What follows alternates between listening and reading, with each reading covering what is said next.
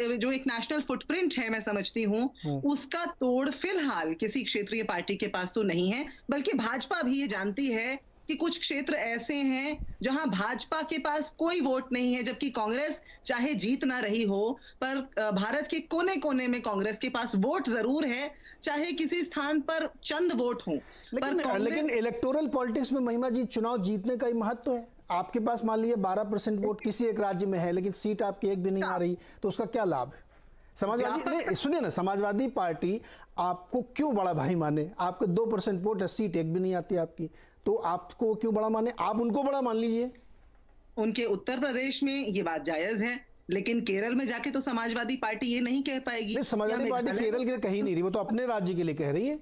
मैंने इसीलिए कहा कि कांग्रेस आज एक वो धुरी है जिसके साथ यदि जुड़ जाए, बड़े या छोटे भाई मानने की मैं बात बिल्कुल नहीं कहूंगी, क्योंकि सबका अपना अपना स्थान है। उत्तर प्रदेश के अंदर समाजवादी पार्टी की जो महत्वाकांक्षाएं, जो उपस्थिति, जो व्यापकता है, हो सकता है कांग्रेस के पास वो आज नहीं है। 2008 में, उससे पहले और कई दशकों पहले एक अलग जो नजारा था वो था वहां पर, लेकिन आज आपको ये तो मानना पड़ेगा, इसे तो कोई डिनाई नहीं कर सकता कि आज कांग्रेस के पास व्यापकता, भाजपा के अलावा एक पार्टी जिसके पास व्यापकता है, एक पार्टी जिसके पीछे भाजपा अपनी पूरी शक्ति के साथ लगी हुई है, एक व्यक्ति जिसके पीछे लगी हुई है, वो राहुल गांधी है। ये बात महिमा जी रुकिएगा, ये बात आज से थोड़ी है, ये तो बहुत दिनों से आप व्यापक पार्टी, सबसे पुरानी पार्टी है, राष्ट्रीय पार्टी, इसमें कोई शक कोई कर ही नहीं सकता, लेकिन उस राष्ट्रीय पार्टी को अब कोई मान नहीं रहा है, ये इसला असली सवाल ये। अब रुकिएगा आप थोड़ा, धर्मेंद्र जी, प्रोफेसर धर्मेंद्र यादव जी, आपने सुन लिया, मैंने 2-3-4 सवाल इसीलिए पूछ लिए कि क्लैरिटी रहे। वो ये कह रही है कि महत्वाकांक्षा,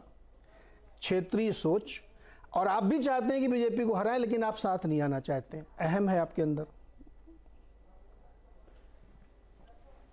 नीरज जी, महत्वाकांक्षा की बात तो महिमा जी ने खुद भी कहा कि महत्वाकांक्षा होती है, हर किसी की होती है। आपकी अपनी भी महत्वाकांक्षा है, इनकी अपनी है, कार्यकर्ता के तौर पर है। समाजवादी पार्टी की अपनी महत्वाकांक्षा है। महत्वाकांक्षा कोई राजनीतिक महत्वाकांक्षा गलत चीज थोड़ा ना है।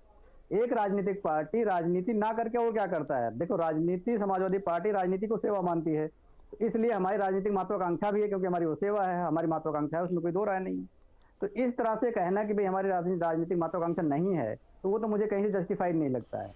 अब सवाल दूसरा ये आता है कि उत्तर प्रदेश में आपने देखा कि हम मतलब तथ्यों के साथ बात करें अगर, तो तथ्यों में आपने देखा होगा कि उत्तर प्रदेश 2022 के विधानसभा चुनाव में समाजवादी पार्टी को लगभग 3 करोड़ 10 लाख लोगों ने वोट दिया, भारतीय जनता पार्टी को 3.5 करोड़ लोगों ने वोट दिया। तो उत्तर प्रदेश में भारतीय जनता पार्टी के साथ कोई मुकाबला अगर है किसी पार्टी का, तो वो समाजवादी पार्टी का है। तो समाजवादी पार्टी बिना किसी दल के अगर इतने बड़े प्रदेश में, पूरे देश के उत्तर प्रदेश को आप नजरअंदाज नहीं कर सकते हैं, खासकर पार्लियामेंट के चुनाव में।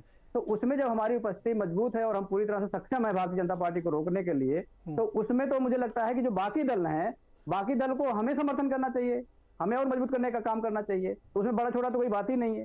तो भारतीय जनता पार्टी को रोकने का एकमात्र जो राज्य है हिंदी पट्टी में खासकर, वो सबसे बड़ा उत्तर प्रदेश है। उसके बाद आप बिहार चले जाएंगे।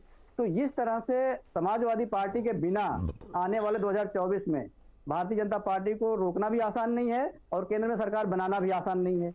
अब चुनाव के बाद की जो परिस्थिति बनेगी, उसमें किसकी क्या भागीदारी होगी, किसकी क्या जिम्मेदारी होगी, वो बाद का विषय है। लेकिन आज का विषय ये है कि कम से कम समाजवादी पार्टी उत्तर प्रदेश पूरी तरह से रोकेगी।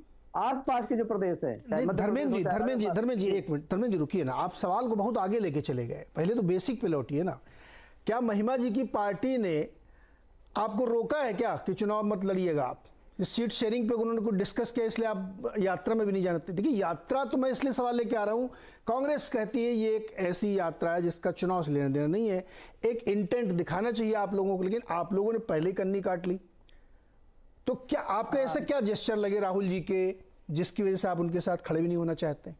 शुभकामनाएं देते, शुभकामनाएं तो हम किसी को भी दे देते हैं। नीरज जी, राहुल जी की जो अपनी यात्रा है ये, वो राहुल जी का अपना कार्यक्रम है, वो अपने हिसाब से चला रहे हैं। उसमें कोई समर्थन आके दे, उनका सहयोग करे, ये बात कहाँ से जस्टिफाइड लगती है? आप मुझे बताइए, पत्रकार के तौर पर बताइए कि अगर उन्होंने सहयोग मांगा है चिट्ठी लिख के, इसलिए मैं पूछ रहा हूँ। उन्होंने चिट्ठी लिखी है, नहीं तो सहयोग हम क्या सहयोग करें? सहयोग उनके साथ यात्रा में चलिए, 3 शहरों में घूम रहे हैं, तो अखिलेश जी जा सकते हैं उनके साथ 3 शहरों में, क्यों नहीं जा सकते? घूमिए उनके साथ। भाई हमारे राष्ट्रीय अध्यक्ष जी के बहुत सारे कार्यक्रम है, उसमें राहुल जी भी जा सकते हैं। फिर तो ये तो नहीं नहीं नहीं, नहीं, नहीं देखिए ये राष्ट्रीय महत्व की एक यात्रा है।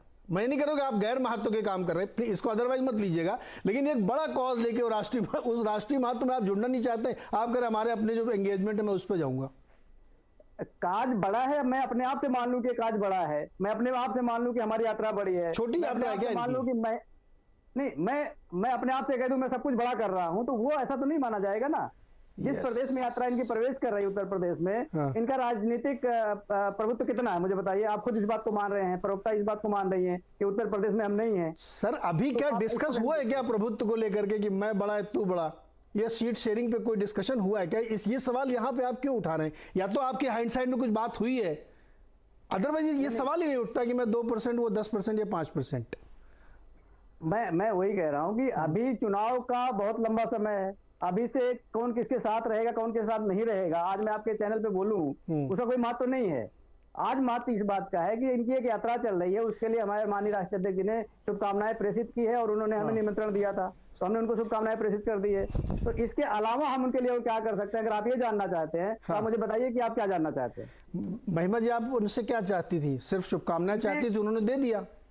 मैं नीरज जी ये बताना चाह रही हूँ समाजवादी पार्टी के प्रवक्ता को कि हम तमिलनाडु से चले जब ये यात्रा लेकर के, और इन मुद्दों को लेकर के जो आज हर भारतीय के मुद्दे हैं, ये बहुत बड़ा हवन एक हो रहा है। एमके स्टालिन वहां जुड़े, या महाराष्ट्र में सुप्रिया सुले जुड़ी, आदित्य ठाकरे जुड़े, हर प्रदेश में, उत्तर प्रदेश में पीस पार्टी से अभी आज देखा हमने डॉक्टर अयूब उन्होंने घोषणा की कि वो कल से जुड़ेंगे। तो ये तो एक बहुत बड़ा हवन हो रहा है, ये लोकतंत्र का हवन हो रहा है जिसके अंदर जिसको जहां जो आहुति डालने का अवसर प्राप्त हो, मुझे लगता है ये एक सौभाग्य है जनता के साथ आकर के अपने जनाधार को भी साथ लेकर के चलने का।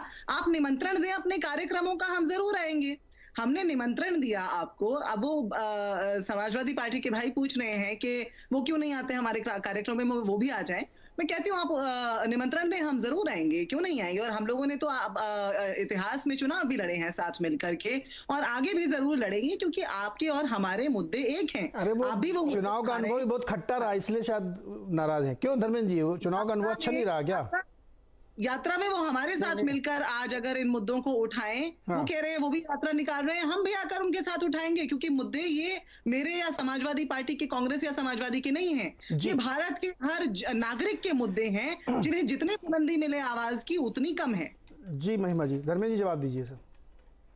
नहीं, महिमा जी कह रही है कि बाकी लोग आहुति दे, बहुत बड़ा ये हवन चल रहा है, तो हमने शुभकामनाएं अपने प्रेषित कर दी है। तो वो अगर इनको उसको नहीं समझ रही है या नहीं मान रही है, उसको आहुति नहीं मान रही है, तो उसके आगे की बात क्या मान रही है या क्या चाह रही है बताइए। इनके राष्ट्रीय अध्यक्ष कहते हैं कि समाजवादी विचारधारा क्षेत्रीय विचारधारा है, तो अब मतलब विचारधारा को ही नहीं समझ पाते समाजवादी, फिर उसके आगे एक्सपेक्टेशन कैसे इतना रखते हैं? वो स्पष्ट करना पड़ेगा ना इनके शीर्ष नेतृत्व को। बिना स्पष्ट किए कैसे आदमी आगे जाएगा, मुझे बताइए। क्षेत्रीय विचारधारा है समाजवादी, आरोप है आपके ऊपर महिमा जी। अच्छा अब दोनों लोग एक पट रुकिएगा जरा राजीव रंजन जी को भी ले आते हैं साथ में। राजीव रंजन जी, भारत जोड़ो से विपक्ष जुड़ेगा क्या? देखिए, सबसे पहले तो इस देश में जो महत्वपूर्ण सवाल है, जनता से जुड़कर आप उनके मन में क्या कुछ चल रहा है या बेहतर तरीके से समझ पाते हैं।